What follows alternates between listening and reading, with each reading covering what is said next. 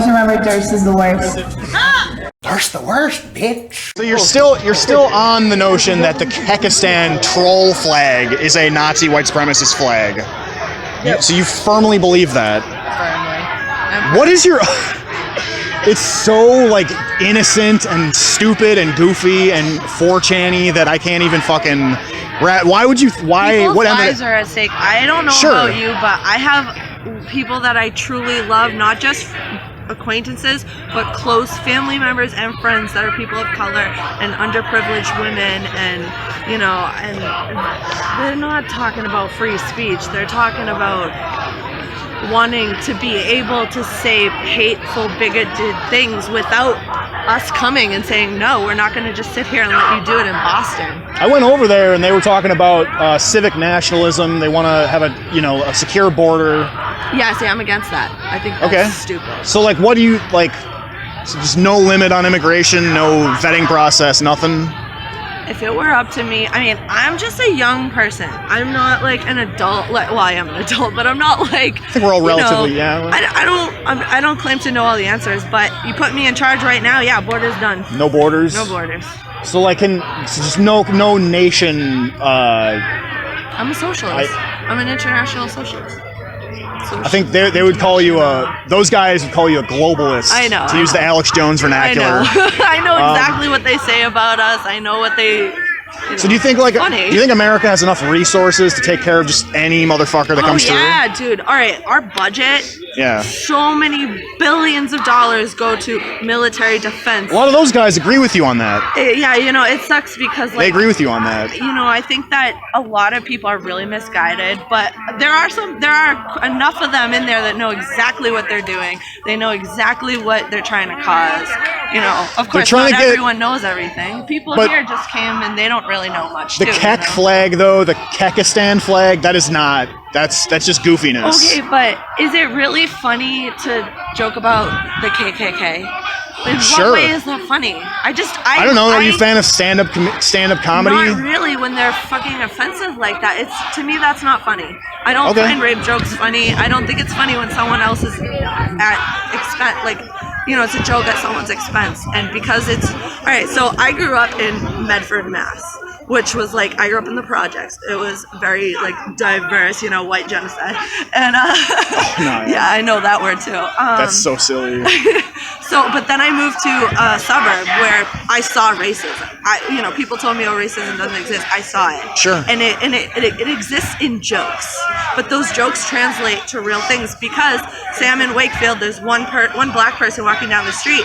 Everyone in their car has to make a comment, a joke, anything, you know, and like, so those people of color don't get taken seriously. They don't get listened to the same way that, you know, all these white males have. So like the jokes that get told about, you know, black people or people of color sort of contribute to an environment or a system of white supremacy is what you're saying. Yeah. Well, like, how exactly does that work? You know, it's a very, so someone tells a joke, people keep telling jokes, and then just, like, people in authority are emboldened to oppress people? Or, like, how does that work? Here's how I see it. It's hard to, like, not get distracted right now. But, you know, that term microaggressions? I do, so yes. They do build up to a point where someone, like, if I were to go around saying my political opinions, people would probably take me seriously, whereas if I was black, they'd say, oh yeah, you're a black, blah, blah, ha, ha, ha. And it, like, puts up a mental shield of, like, whatever you're truly trying to communicate, they can't see because you're just a joke to them. That's all they've ever known you as. So jokes in comedy clubs and on TV and, like, at the bar and at the coffee shop build up to that. Like our popular culture. They like to say, "Oh, the gays are ruining our culture." I don't really. I have not heard that. What I think is ruining our culture is white supremacy, sexism, people saying you have to be skinny to be on TV, or else you're so ugly I can't even watch. There's like a plus size. There's a plus size model scene, I think. Barely. No? It's so small. It's so new, and it's nowhere near as prevalent as.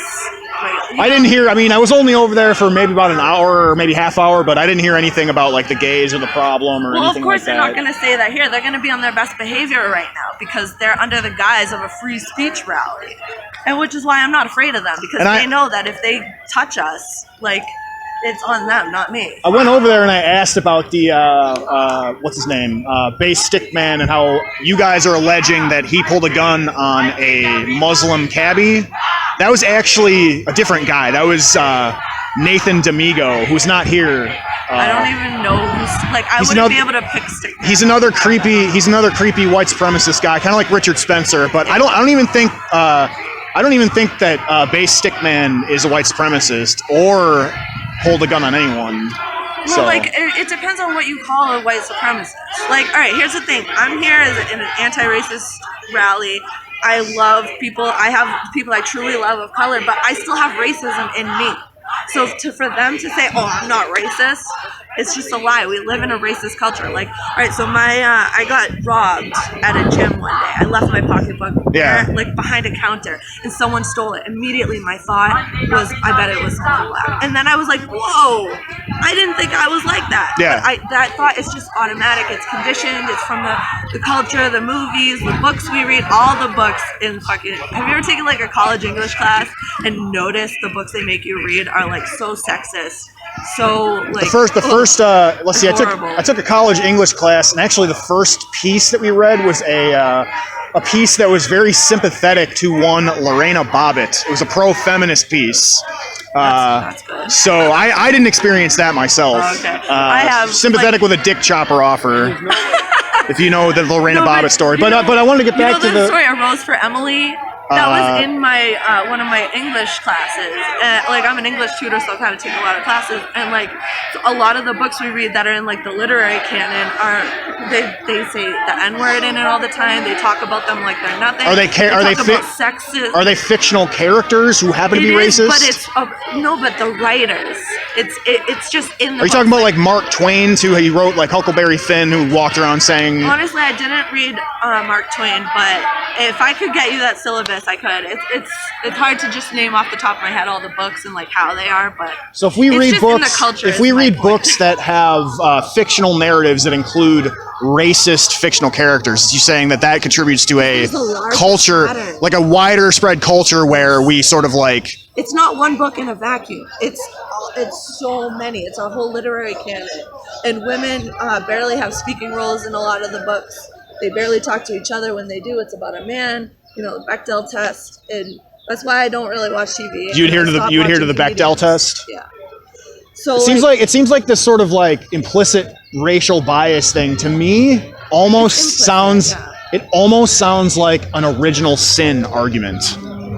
Do you not see the similarity there in the assertion that we all have racism in us? Oh, okay. Like we all have sin in us. I don't think that we do.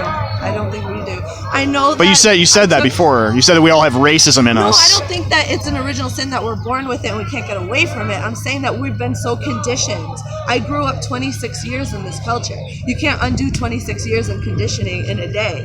Just because, I just started getting involved with this stuff like a couple of years ago. It takes years to uncondition what you've been taught, you know? You know what? I grew up in a pretty conservative household, and I remember my stepdad was a conservative prick, and he was way into like, oh, I bet that's an affirmative action hiree, or oh, I bet that they're taking their food stamps, flipping them at the corner store to like, all that racist shit. I know what you're talking about, but so you're saying, but what you're saying is that every single one of, not even just them, but them too. All of us. These white people over here have.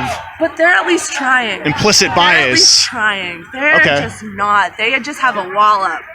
Literally. I talked to a lot of interesting, good libertarian guys in the middle over here, I have to say. Yeah. But my general angle is, when we're wrong, we're very wrong, but our heart's in the right place. Yeah, my worry is when they're wrong, and their heart's in a very dark place. I think they're jokers. I just think they're trolls. I guess. When they say go back to 4chan, there's some truth to that. They're just they're jokers who are out to get a rise. Like some of them are, but some of them really mean what they're doing It's certainly complicated because you have the idea of what is a joke, what is truth, yada yada yada. But they're not arguing in good faith, which also makes it hard to engage with. Exactly. But, I have to say, this puts me in a good mood because there are a lot of lovely people to talk on both sides. It's nice to see the thing you're most scared of and realize it's not as bad as you thought. I don't know. It's also really energizing because, like, when I'm hungry, usually I get really, like, sick and slow, but I'm, like, energized. I feel fine, even though I haven't eaten in a while. Like, I think people getting together is great. So even if they did this just to piss us off, we all got together and I made new friends. I think if you went over there, though, I consider that a safe space, though. If you could go over there, they would. If I went over there, in 1 second, I'd be cunt, bitch. I don't think so. Oh yeah, because I was up there with the flag and they started yelling at me about my ugly coat and how no one likes me. And then two people came over. Those guys did this. Those guys did the same thing to me, though. I don't know. They called me a Nazi. They called me. Your little friend. Which friend? That other little guy. That other guy that call was me a little guy. Everything. Sorry. I'm just kidding. No, but you both look kind of the same. You had the same blue color and he had the beanie on. Tim Pool? Yeah, Tim Pool. What's up with him? He was the one that I think was getting all of us to be like, what the fuck, you guys? He was just standing there and kind of like the guy with the purple bandana was getting all... I talked to you over there and you weren't I don't think you're a troll, but once I I have my trolly tendencies. I guess, but I don't think you're a troll at heart like that guy is and like they are. Tim Pool the troll, huh?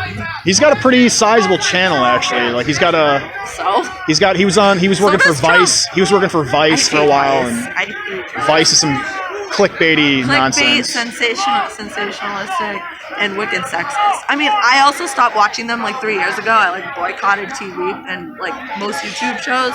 But should look up. I was recommending to you earlier Libertarian Socialist Rants. I think you'd like him. Oh yeah, is he a European libertarian? He's a Scottish anarcho-communist. Because there's a difference between American libertarianism. No, he's not a market libertarian. He's a far-left anarcho-communist. What's his name? His name's Cameron, but he goes Libertarian Socialist Rants. Do you know Secular Talk? Yeah, Kyle Kalinske, sure. That when you said that, I was like, is that Kyle? Yeah, I like Kyle Kalinske. I like David Pakman. I'm actually influenced by those guys a little bit. I love Kyle can kind of rage out. It kind of gets annoying, but I mean, no one's perfect. When he's talking shit about these religious fundamentalist types, it could be pretty frustrating. I bet it's kind of funny. I'm like, does he sit there and watch these religious channels? How does he get those clips? They're so funny. I don't know. Watches that? He just sits there and rages. I don't know. I like Kyle though. I don't like TYT as a whole, but I do like Kyle Kalinske. He's more DIY. He literally started out of his bedroom and Well, I mean, Trenk did too. No, but I know a lot of people don't like TYT. I mean, I like it because it is a great way to get the news where I don't have to read and I can just because I'm an artist, I like to be painting and drawing and at my desk and I feel you. The 6 to 8 2 hours of news is perfect for me. Dude, is that fried dough? I think that was fried dough, dude. How is your battery not dead?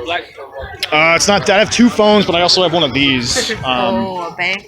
But I have to take a fat piss. I know TMI. There's a free bathroom over there. Thank you very much for talking. No problem. I'll see you around. Awesome. Well, that was an interesting talk. Now to find the pisser that I've been yearning for. Subscribe, bitch!